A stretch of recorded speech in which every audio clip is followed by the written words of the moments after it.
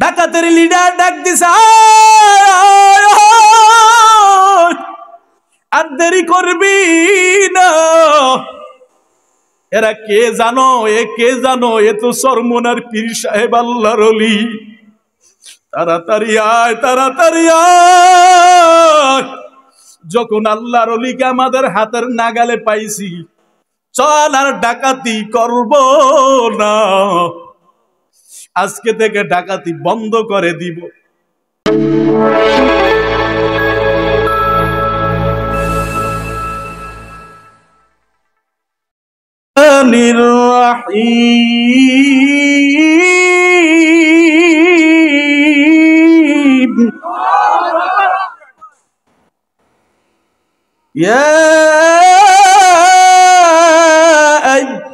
أيها الذين آمنوا اتقوا الله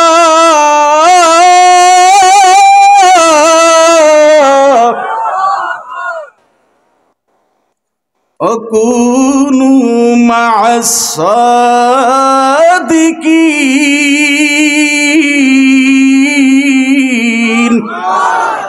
কালামে জিন্দা কুরআনে হাকিম হিকমতে উলায়া জালাস্তু কদিম জামিউল ইলমি ফিল কুরআনে হাকিম তাকাসুরান হুয়া ফাহামুর রিজালিন। আল্লাহু আকবার। আরো জোরে বলেন আল্লাহু আকবার। ও মুসলমান নবীর উম্মত, এর নবীর উম্মত, আল্লাহ জানায় দেয়, ইয়া আইয়ুহাল্লাযীনা আমানু, হে ঈমানদারগণ। ইয়া আইয়ুহাল্লাযীনা আমানু, এখানে ঈমানদারকে আল্লাহ ডাক দিবেন, বেঈমানদেরকে ডাক দেয় নাই, মুনাফিকদেরকে আল্লাহ ডাক দেয় নাই।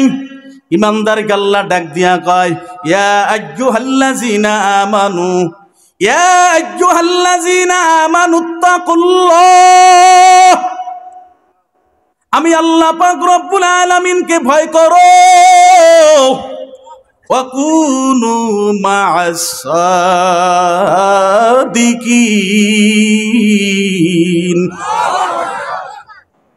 সাদিকিন বান্দার সঙ্গী হয়ে যাও। আল্লাহু আকবার। আরো জোরে আল্লাহু আকবার। ও মুসলমান, এখানে তাফসীরের মধ্যে আসছে সাদিকিন বান্দা বলতে কাদের কি বোঝানো হয়? বলে সাদিকিন বান্দা বলতে বোঝানো হয় পীর মাশায়েখ হক্কানি আল্লাহর ওলি উলামায়ে কেরাম। জোরে কোন সুবহানাল্লাহ। আরে নবীর উম্মতের দল হক্কানি উলামায়ে কেরাম সাদিকিন বান্দা, কথা বলেন ঠিক কিনা?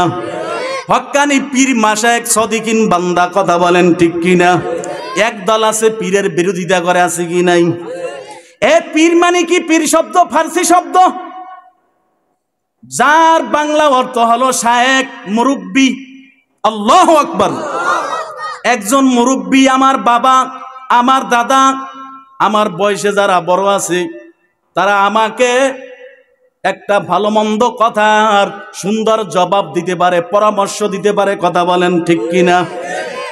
এই জন্য আল্লাহর বান্দারা হক্কানি উলামায়ে কেরাম, তাদের মধ্যে যারা সাদিকিন বান্দা, তারা হলো পীর মাশায়েখ আল্লাহওয়ালারা।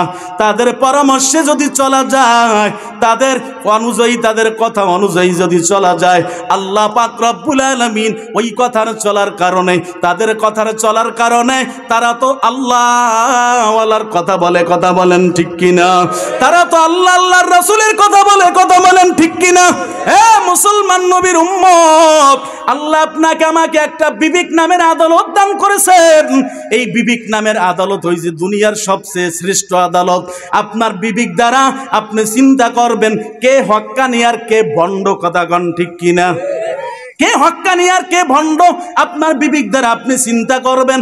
একটা মানুষ যদি নবীজির সুন্নতের আমলের উপর, সুন্নতি জিন্দেগির উপর আমল করে, 5 ওয়াক্ত নামাজ পড়ে, পর্দা করে, আরে বন্ধু হালাল পথে চলে, আল্লাহর বান্দা বুঝতে হবে এই মানুষটা হকের উপর আছে, কথা বলেন ঠিক কিনা?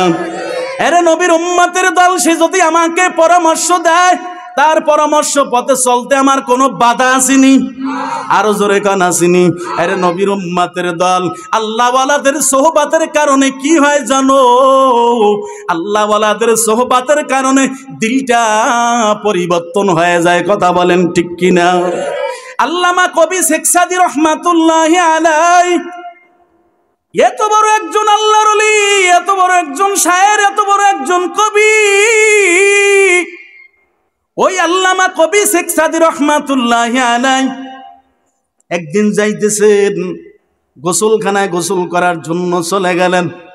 গোসলখানায় গোসল করার জন্য যখন চলে গেছে, আল্লাহর ওলি গোসলখানার মধ্যে যায় দেখতেছেন এত সুন্দর সুঘ্রাণ আসতেছে, এত সুন্দর সুবাস, এত সুন্দর সুঘ্রাণ কই থেকে আসতেছে, অবাক হয়ে গেছে।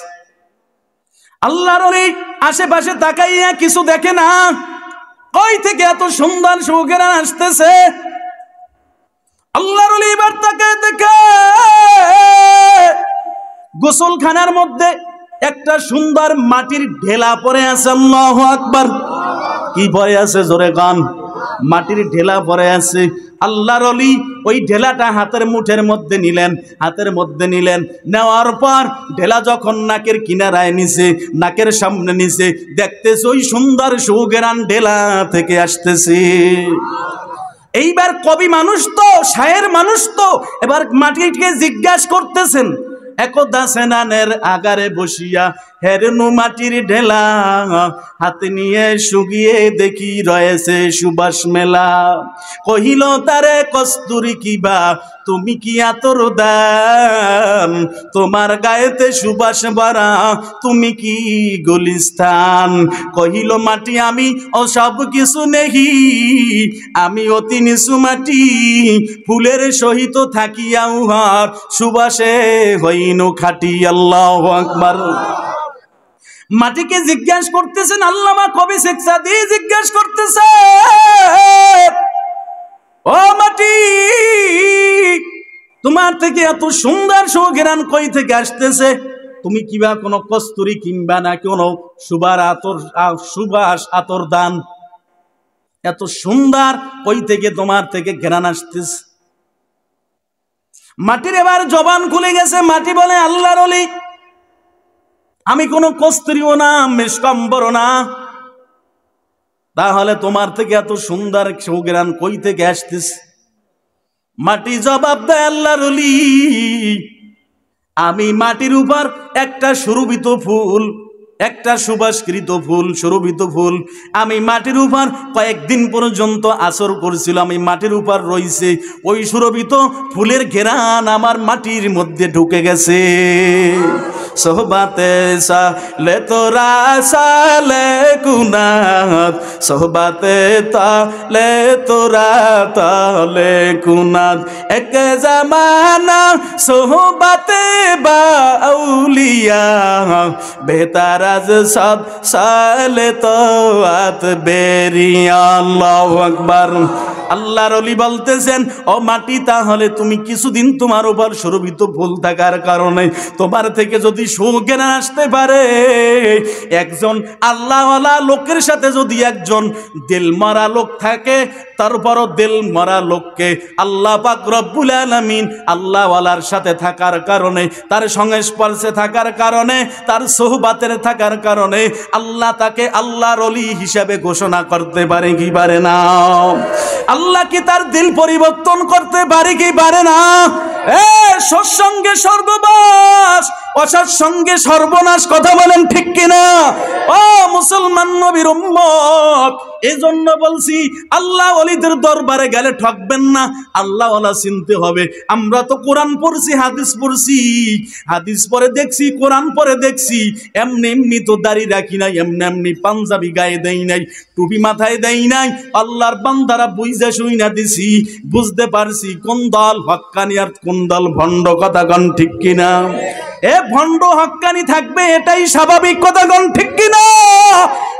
আল্লাহ তো জান্নাত বানাইতে পারতেন, জাহান্নাম কেন বানাইলেন? আল্লাহ জাহান্নামও রাখছেন, আল্লাহ জান্নাতও রাখছেন। একটা ভালো দিক আছে, একটা খারাপ দিক আছে, কথা কোন ঠিক কিনা?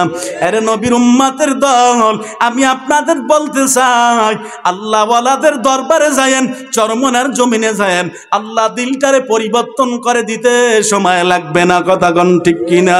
ওরে আল্লাহর বান্দা, নবীর উম্মত, ও যুবক ভালো করে শুনে নাও, ওরে যুবক ভালো করে শুনে নাও, এ পর্দার অন্তরালের মাগো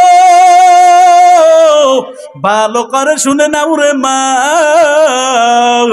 আল্লাহ ওয়ালাদের সাথে থাকলে কি ফায়দা হয় জানো? আল্লাহ ওয়ালিদের নজরে কি ফায়দা, আল্লাহর ওয়ালিদের সোহবাতে কি ফায়দা? একটা কথা আমি প্রায় সময় বলি, আল্লাহর বান্দা শোনো, আমাদের যখন মাদারীপুর জেলায় যখন আল্লাহর কুতুব সৈয়দ ফজলুল করিম রাহমাতুল্লাহি আলাইহি চরমনার মরহুম পীর সাহেব হুজুরের বয়ান, ওই বয়ান শেষে আল্লাহর ওলি যখন রওনা করলেন বাড়ির উদ্দেশ্যে যখন রওনা করলেন, প্রতিমধ্য আল্লাহর বান্দারা আপনারা দেখেছেন, ওই শিকারপুর উজিরপুর একটা জায়গা আছে, উজিরপুর জায়গায় আল্লাহর বান্দারা ওই জায়গায় আগেরকার ওই সময়, এখন তো ডাকাত বেশি নাই, কোনো জায়গায় বেশি দেখা যায় না, কিন্তু ওই জায়গায় প্রায় সময় ডাকাতি হতো। আল্লাহর ওলি যখন গাড়ি নিয়ে যাইতেছেন, মাহফিল থেকে বাড়ির উদ্দেশ্যে রওনা করছেন, রাত্র বেশি হয়ে গেছে, 12টা 1টা 2টা বেজে গেছে। আল্লাহর ওলি যখন গাড়ি নিয়ে রওনা হইতে হইতে যখন ওই উজিরপুর স্টেশনে চলে গেল, সামনে যাইতেছে, দেখতেছেন রাস্তার সামনে একটা গাছপালা রাখছে। আল্লাহর ওলি ড্রাইভার গাড়ি স্টপ করলেন, গাড়ি থামাইলেন, থামানোর পর আল্লাহর ওলি ডাক দিয়া বলে, আরে ড্রাইভার গাড়ি কেন থামাইছ? বলে, হুজুর রাস্তায় গাছ কে যেন ফালা রাখছে, গাড়ি যখন থামাইছে, থামানোর সাথে সাথে ডাকাতের দল, ওই ডাকাতের দল রাস্তার দুই পাশ থেকে আসিয়া গাড়ি ঘেরাও দিছে। গাড়ি ঘেরাও দেওয়ার পর এবার গাড়িতে আক্রমণ শুরু করে দিতেছে। ডাক দিয়া বলে, গাড়ির মধ্যে কে আছো? বের হও, যা আছে দিয়ে যাও, না দিয়া সামনে আগাইতে পারবা না। আল্লাহর ওলি সাহসী মানুষ, চরমনার আল্লাহর ওলি যেমন তেমন মানুষ না, কি ভীত মানুষ নেই, সাহসী মানুষ, বীর পুরুষ, খানকার বীর, ময়দানের পীর, কথা কান ঠিক কিনা? আল্লাহু আকবার। আল্লাহর ওলি গাড়ি থেকে জানালা খুললেন, গ্লাস খুলে ডাক দিয়া কে, বাবা তোমরা কারা? কাদেরকে কইতেছে? ডাকাতদেরকে কইতেছে, বাবা তোমরা কারা? এবার ডাকাতের দল কয়, হুজুর আমাকে চিনবেন না, আমরা সর্বহারার দল, তাড়াতাড়ি যা আছে বের করেন। এবার আল্লাহর ওলি গাড়ি থেকে নামলেন, গাড়ি থেকে নাইমা ডাক দিয়া কয়, বাবা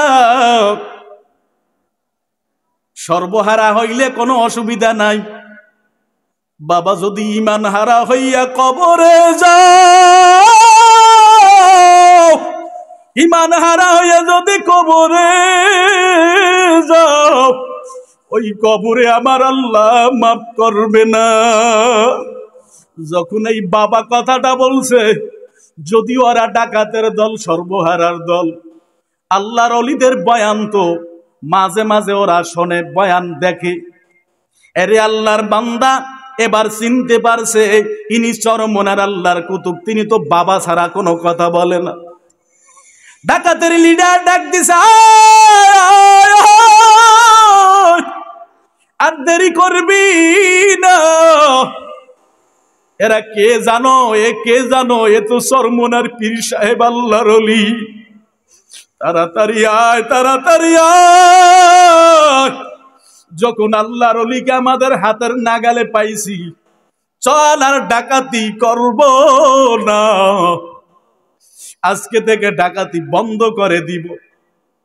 আল্লাহর ওলির কাছে যাইয়া পাও ধরিয়া কান্দে, ডাক দিয়া কয়, হুজুর আমরা ডাকাতি করব না, আমাদের মাফ করে দেন, আমাদের তওবা করায় দেন। আল্লাহর ওলি তওবা করায় দিলেন। আল্লাহ ওলিদের সোহবাতে কি হয় জানো? তাদের নজরে কি হয় জানো? আরে আল্লাহর বান্দা, আল্লাহর কুতুব ডাক দিয়া বলে, বাবা সামনে অগ্রহায়ণ মাসের মাহফিল, এই যে অল্প কয়েকদিন বাকি আছে, চরমনার ময়দানে যাব। আল্লাহর বান্দারা, সর্বহারার দল, ডাকাতের দল, চরমনার মাহফিল কবে আসবে?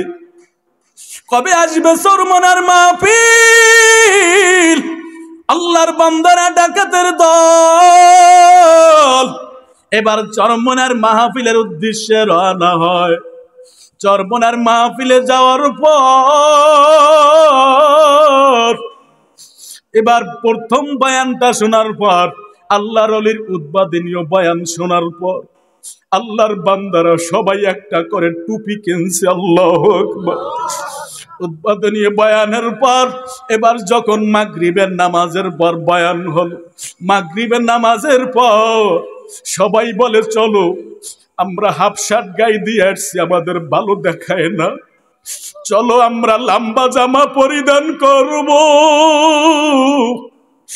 সবাই একটা করে লম্বা জামা কিনলো।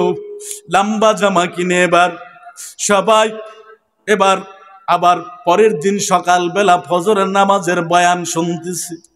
ফজরের নামাজের বয়ান শোনার পর চোখের পানি টল টল করে পড়তেছে।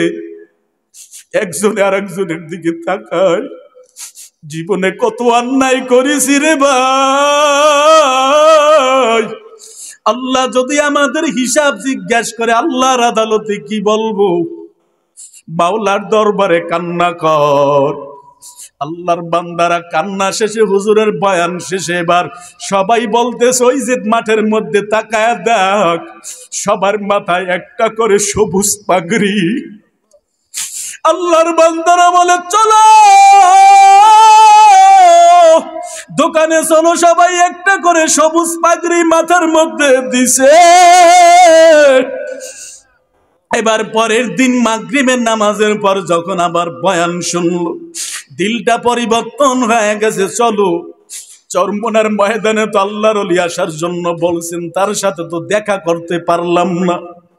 আল্লাহর ওলির সাথে দেখা করার জন্য চলে গেল। আল্লাহর ওলির কাছে যখন দেখা করার জন্য চলে গেছে, দেখা করার পর ওই ডাকাতের দল ডাক দিয়া কয়, হুজুর আমাদের চিনচিননি? বলে, না বাবা তোমাদের চিনি নাই, তোমরা কারা? বলে, হুজুর ওই যে আপনি মাহফিল থেকে আসছিলেন উজিরপুরে, ওই জায়গায় রাস্তার পাশে, রাস্তার উপরে যখন আপনারা আমরা গাড়ি আক্রমণ করেছিলাম, ওই সময় আপনার হাতে হাত দিয়া তওবা করে খাঁটি তওবা করেছি, আর ডাকাতি করব না, পরের হক মারিয়া খাবো না, পরের হক নষ্ট করব না। ও আল্লাহর ওলি,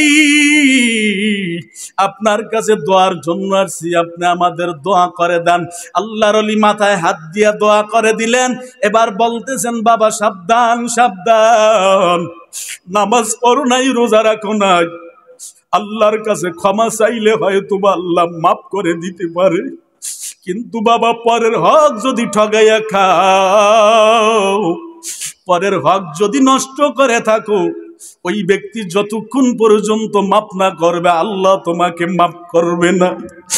এবার ডাকাতের দলের চক্ষু থেকে দর দর করে পানি পড়তেছে। হুজুর আমাদের বিবেক আপনি খুলিয়া দিছেন, আমরা কত বাড়ি ঘরের টাকা পয়সা নষ্ট করলাম, কত বাড়ির মানুষকে মারধর করলাম, মারধর করিয়া তাদের টাকা পয়সা কারিয়ে আনছি, তাদের সম্পদ লুণ্ঠন করছি, তাহলে আল্লাহ আমাদের কেমনে মাফ করবে?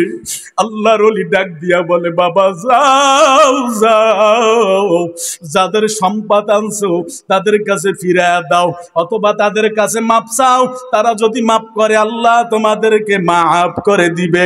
এবার ডাকাতের দলদের মনে পড়ে গেছে, ওই যে কয়েক বছর 2-3 বছর হয়ে গেল এক হিন্দু জমিদার বাড়ি আমরা ডাকাতি করেছি, চলো চলো ওই হিন্দু জমিদার যদি বেঁচে থাকে, হিন্দু জমিদারকে কত আঘাত দিয়েছি, কত কষ্ট দিয়েছি, এরপর হিন্দুর বাড়ি থেকে সমস্ত মালামাল আমরা কারিয়ে আনছি, চলো যে সম্পদ আছে নিয়ে চলো, হিন্দু জমিদারের কাছে আমরা যাই।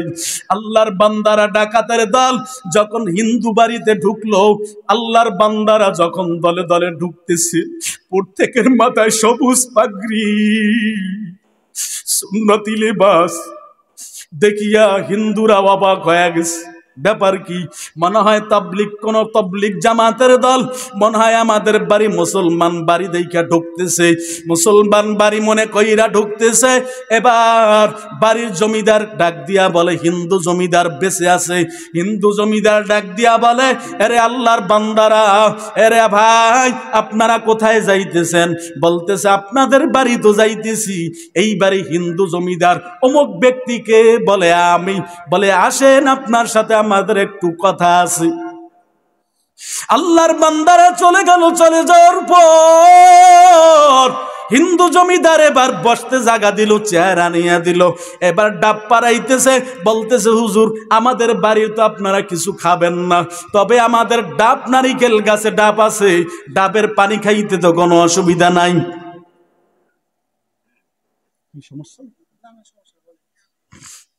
ডাবের পানি খাইতে তো কোনো আপনাদের অসুবিধা নাই, তাহলে আপনাদের জন্য আমরা একটু মেহমানদারি করি, ডাবের পানি খাওয়াই। এবার ডাকাতের দল চোখের গোড়ায় পানি আইসা পড়ছে, টলমল করতেছে। ডাক দিয়া কয়, জমিদার আপনার ডাব আমরা খাবো, আপনার মেহমানদারি আমরা করব, কোনো অসুবিধা নাই, তবে একটা কথা আমাদের কাছে বলেন, এই 2-3 বছর আগে আপনাদের বাড়ি ডাকাতি হয়েছিনি? হিন্দু জমিদার হাউমাউ করে কেন্দে দিছে। বাবা ওই কথা আপনারা বলতেছেন, সহ্য করতে পারি না। ওই ডাকাতরা আমারে কত মারা মারছে, আমার হাতটা পর্যন্ত ভেঙ্গে দিছে। ওই ডাকাতেরা আমারে বড় কষ্ট দিয়েছে, আমার মালামাল সব নিয়ে গেছে। এবার ডাকাতের দল ডাক দিয়া বলে, ও হিন্দু জমিদার আপনি শুনিয়া নেন, আপনার বাড়ি যারা ডাকাতি করছে আমরা হইলাম সেই ডাকাতের দল, আমরা সেই ডাকাতের দল আপনার কাছে ক্ষমা চাইতে আসছি, আপনি আমাদের ক্ষমা করে দিবেন কিনা? যেই সম্পদ পেরেছি আপনার সম্পদ আমরা নিয়ে আসছি, সব তো আনতে পারি নাই, আমাদেরকে আপনি ক্ষমা করে দেন। জমিদারের পায়ে পড়ে গেছে। জমিদার সাহেব চোখের পানি ফালায় কান্দে, ডাক দিয়া বলে, বাবা